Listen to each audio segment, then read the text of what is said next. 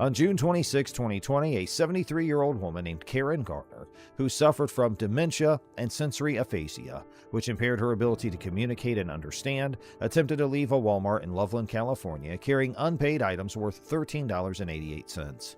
Store employees stopped her for leaving, and Miss Gardner tried to offer her a credit card to pay for the items, but they refused and took the items back. Eventually, she left the store. Subsequently, a Walmart employee reported the incident to the Loveland Police Department, and Officer Austin Hopp responded to the call. He located Miss Gardner as she was walking home on the side of the road and pulled up behind her with his lights on. When she didn't stop, he parked his vehicle and approached her. After failing to effectively communicate with Miss Gardner, Officer Hopp grabs her and throws her to the ground in an attempt to restrain her. Ma'am, police, stop. You want to stop with lights on, siren? Stop. You just left Walmart. Do you need to be arrested right now? No.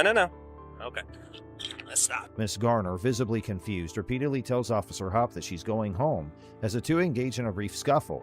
Eventually, Officer Hopp's able to place Miss Gardner into handcuffs and lead her back to his patrol car. Shortly after Officer Hopp gained control of Miss Gardner, Daria Jalali arrived on the scene. The two officers, Hopp and Jalali, once again forced Miss Gardner to the ground. Officer Jalali assisted Officer Hopp in restraining Miss Gardner's feet and placing her in the patrol vehicle.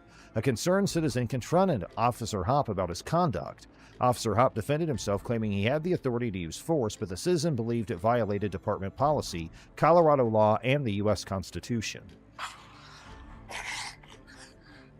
I'm not going anywhere.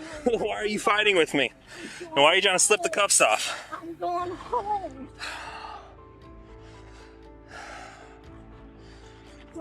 Stop. I'm going home. No, you're not. Are you finished? Are you finished? We don't play this game. You understand me? And if you try to kick me, oh, this is gonna be bad. I'm going home. Stop. I'm going Hey. home. I'm going home. The Colorado revised statutes under Section 18-1-707 require officers to use nonviolent means when possible before resorting to physical force. However, this provision was only added through Senate Bill 20-217, effective from September 1, 2020.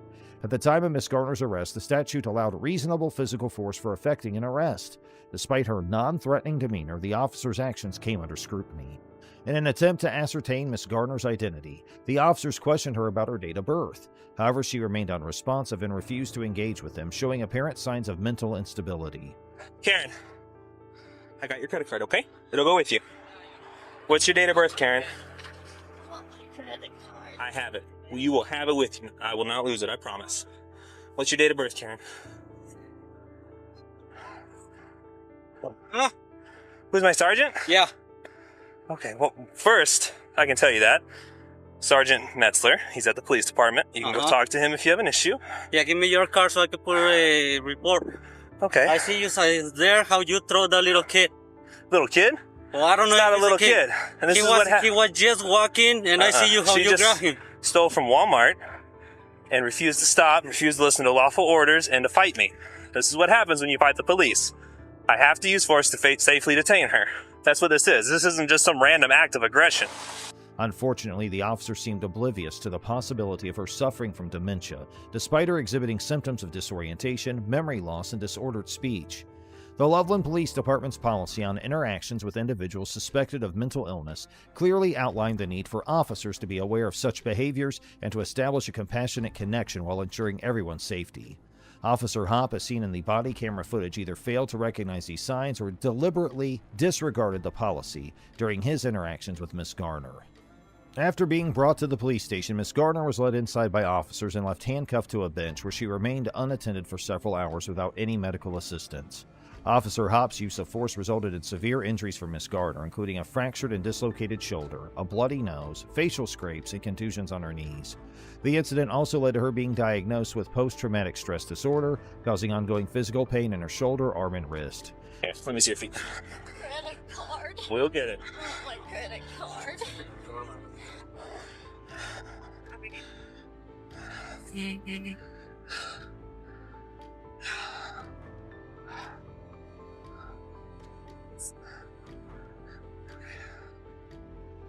Karen, I got your credit card, okay? It'll go with you. What's your date of birth, Karen? I want my credit card. I have it. You will have it with you. I will not lose it, I promise. What's your date of birth, Karen? Security footage at the station revealed officers Hop and Jalali revealing body camera footage with community service officer Tyler Blackett, who was seen celebrating the harm caused to Miss Garner. In his narrative report on the use of force, Officer Hop recounted that upon contacting the suspect, she attempted to flee, leading to her being placed on the ground to ensure safe detainment. The suspect resisted arrest persistently, necessitating the application of multiple controlling holds. Consequently, the suspect sustained minor lacerations to her wrists from the handcuffs. You okay? Hey. Let's get her down the station. Okay, we don't need to wait for Capella. No, we can see what I mean, Okay. we know what's it say? She stole some stuff, and they caught her before she left and got it back, and then she ran out. So we have And then the... you contacted her for that, And then she resisted and obstructed and obstructed. resisted. So We're good either way. we're good either way. Cool. She's going. All right. Let's get a path. If they decide not to prosecute, I don't care. Cool. Okay, we'll head down there. And a small laceration to her chin. Despite clear contradictions between Officer Hop's account and the body camera footage, as well as Miss Garner's actual physical condition, higher-ranking officers, including Sergeant Metzler, approved the use of force as necessary, reasonable, and within policy. However, the situation took a significant turn when Miss Garner filed a federal lawsuit against the city of Loveland, Officers Hop and Jalali, and Sergeant Metzler. The case gained national attention when Miss Garner's attorney, Sarah Shilka, publicly released the body camera footage on April 14, 2021. In response to public outrage, Officer Hop was placed on administrative leave, while Officer Jalali and Sergeant Metzler were reassigned to administrative duties pending an internal investigation. Subsequently, all three officers, along with Officer Blackett, chose to resign from their positions. Now, here's our next story of a cop violating the rules. On January 12, 2023, Officer Jack Lowry of the Bloomington Police Department initiated a traffic stop on Ricky Pouncil, a local resident, as he was driving through the city of Bloomington, Minnesota, on his way back from the gym. The ensuing interaction between them was recorded on Officer Lowry's body camera. Officer Lowry informed Mr. Council that he had been pulled over for driving on the center lane and subsequently documented in his police report that the stop was due to a lane violation and driving at 53 miles an hour in a 60-mile-per-hour zone as per Section 169.15 of the Minnesota statutes.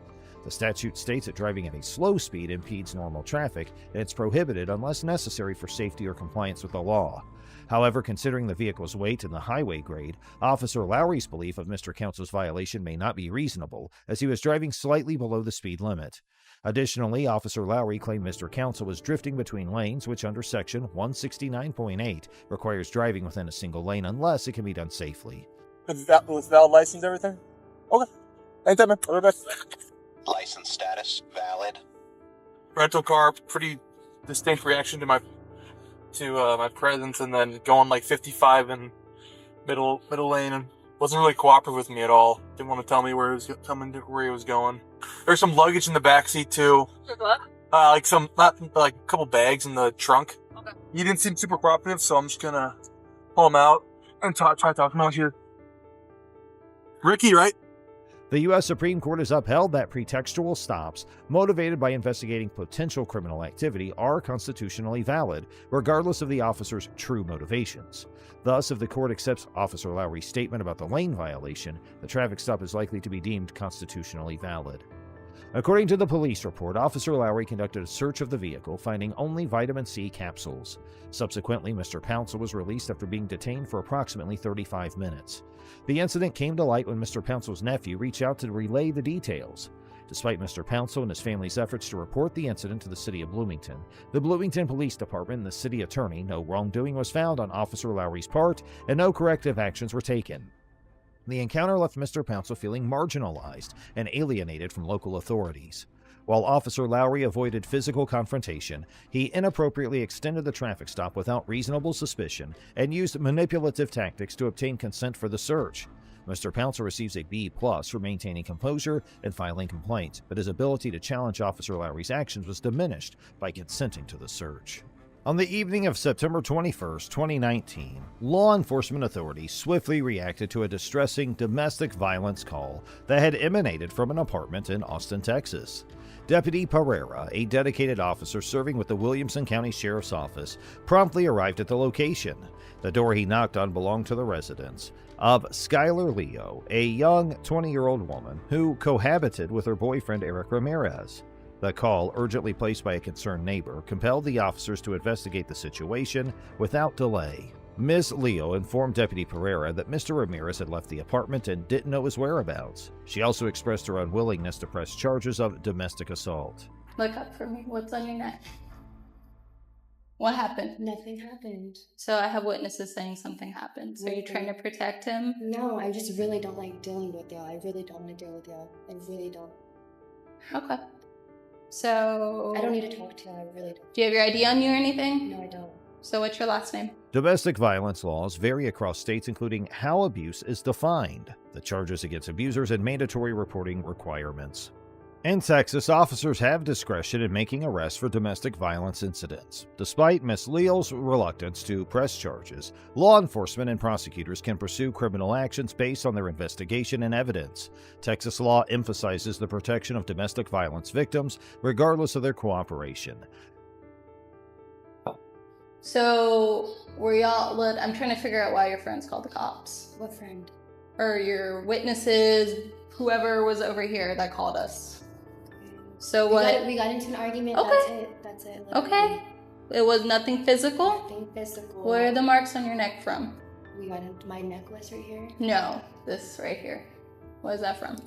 Does it really matter? Yes. It I'm gonna make sure you're okay. I'm fine, ma'am. So I'm fine. Like literally, I'm fine. Okay. I'm gonna be honest with you, I get irashed talking to y'all. I do not want to talk to you, and especially Williamson County. Y'all have a really bad reputation. I've bad encounters with y'all. I do not want to I'm not gonna hurt you. I know you aren't, ma'am. Okay, so we need your cooperation. I know, and I'm Do you want to press charges? I do not. Okay. I do not. Thus, the police had a duty to safeguard Miss Leo's well-being during their response.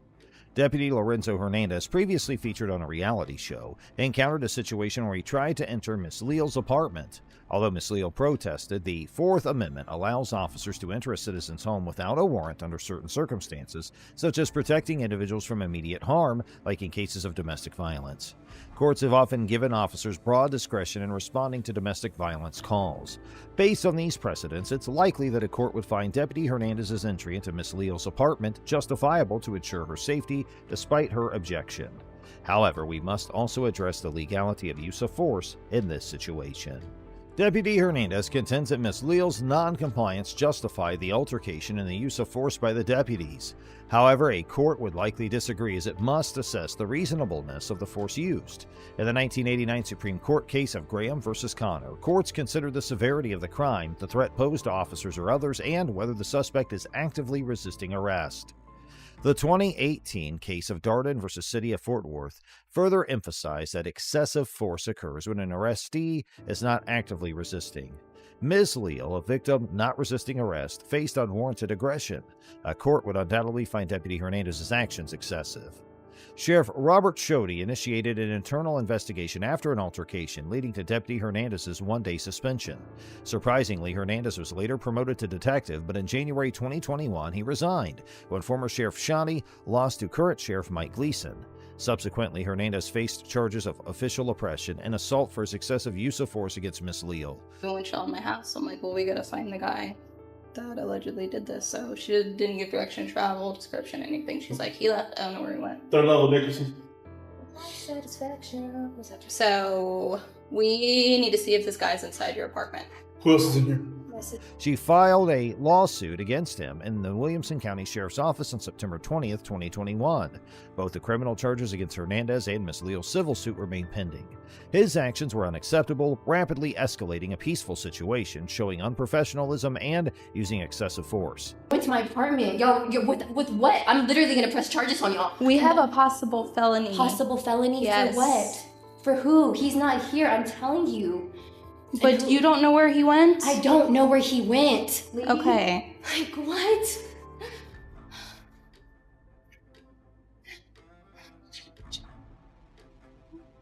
Yeah, so you can understand where you're in handcuffs right now? So what happened? We were trying to talk, right? That's all we were trying to do? Okay, so I'm gonna take Is there these a light in handcuffs here? off you. How do you turn the light Are on? we gonna be cool if we take these handcuffs off? The light's not on. It's not on. All right, ma'am. So I wasn't here with information to relate to you. When we come to stuff like this, we're going to check for safety reasons, okay? We're going to make sure he's not here and you're not hiding it. We understand you don't want to cooperate. We can't force you to do that. We get that. We understand that. But you don't do what you just did. Not when we show up for something like this. We don't get your cooperation. That is what happens. Yes. Okay? The deputy's authority to enter Miss Leal's apartment for the domestic disturbance is still debated. Here's our next story of a cop getting fired.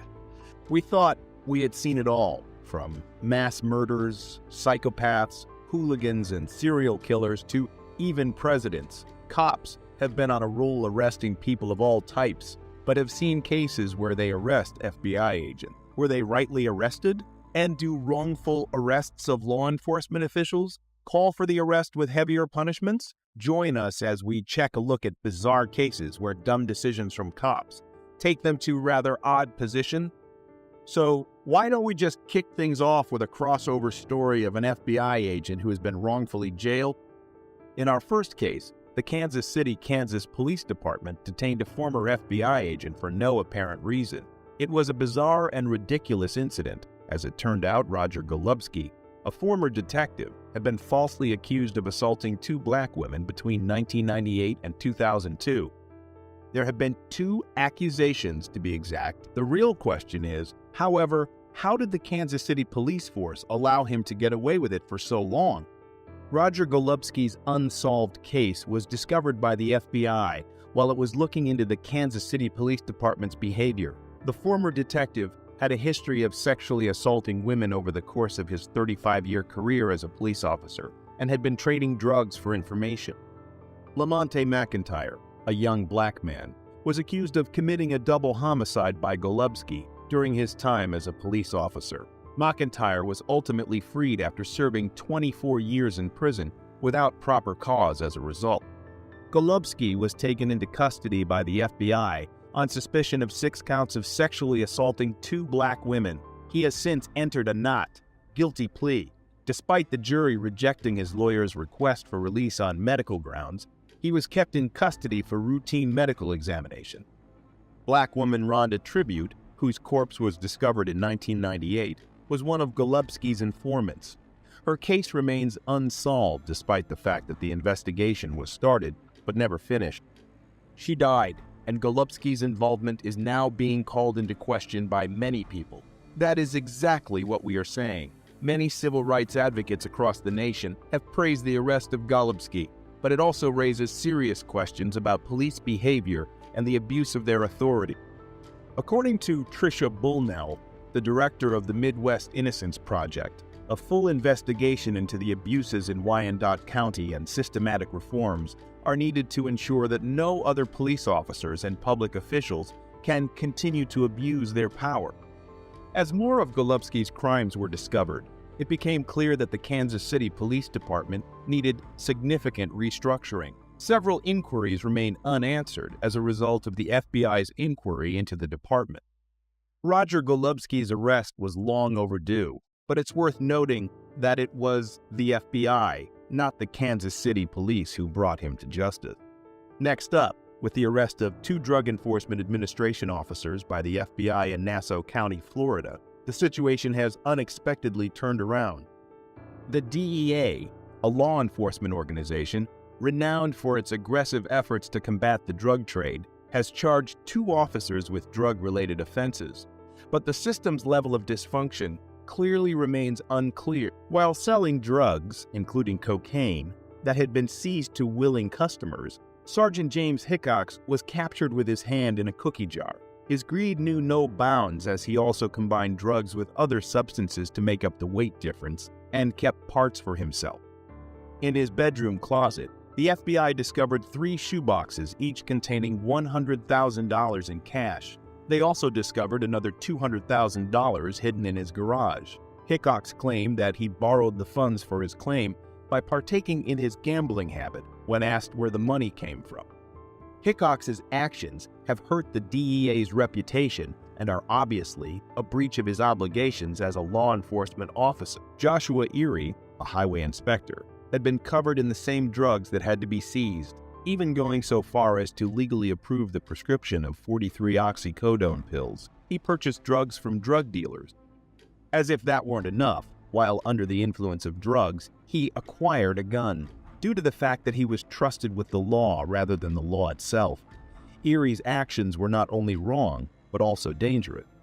The surprise arrest of these officers leaves the public wondering just how pervasive corruption is within law enforcement organizations. Sheriff Bill Leeper expressed his dissatisfaction by saying, "I think we need to make sure law enforcement personnel who violate the law are held accountable. When I learned of the accusations, I was shocked, let down, repulsed, and beyond angry. These incidents where the police ran into the FBI were some of the most shocking ones. We now look at our last and final case. A significant mishap that made headlines involved the case of mistaken identity between a Florida deputy and an FBI agent. When he received a call from a man claiming to be an FBI agent and asking to meet him in a nearby parking lot, Officer Gordon found himself in a precarious situation. This is a classic illustration of what can go wrong if a person doesn't confirm the identity of the person they're meeting, especially when speaking to a police officer. I do, but I don't understand what the problem is with your meeting me at the office. I'll talk to the U.S. Attorney's Office about it. Cut off the recording device now." "Okay, well, I will when I leave the area, sir." "Well, I will when I leave the area, sir." Asked the officer to turn off his recording device. Suspicions should have been aroused. However, Officer Gordon continued to record the conversation, a classic move. This was a wise decision as well, because it provided proof of what had happened, which, as you can probably guess, didn't turn out too well for Officer Gordon. Despite Agent Hatton's efforts to persuade Gordon that he was an FBI agent, the officer was skeptical and demanded to know how the agent obtained his phone number, given the predicament the officer was in. It is not shocking that he requested assistance and handcuffed Agent Hatton. However, things started to spiral out of control. It got worse when Hatton shut the car door, especially considering how hot it was in Florida. It's fortunate that Agent Hatton's condition didn't worsen because Gordon made a bad choice in doing this. Concerns were raised by Officer Gordon regarding Agent Hatton's investigation into the actions of law enforcement agencies in North Florida. Agent Hatton's claims that he was an FBI agent may not have been taken seriously by the officer because he was aware of the widespread corruption within the police department and worried about being connected to it. Let's say his ego overcame him. The hour-long incident took place on December 20 in a parking lot off U.S. Highway 98 in the coastal fishing community, 45 miles southwest of Tallahassee. Due to the heat, Agent Hatton, who was shielded from the elements by a bulletproof vest and had limited access to air conditioning, started to experience health problems like nausea and suffocation. He, however, avoided a fatal situation by being taken to a nearby hospital where he received treatment for dehydration and heat exhaustion before being released. What do you think of our list? Do you think there are more corrupt officials out there? Sound off in the comments below. And while you are at it, make sure to hit subscribe and leave a like for more such content. Thanks for watching.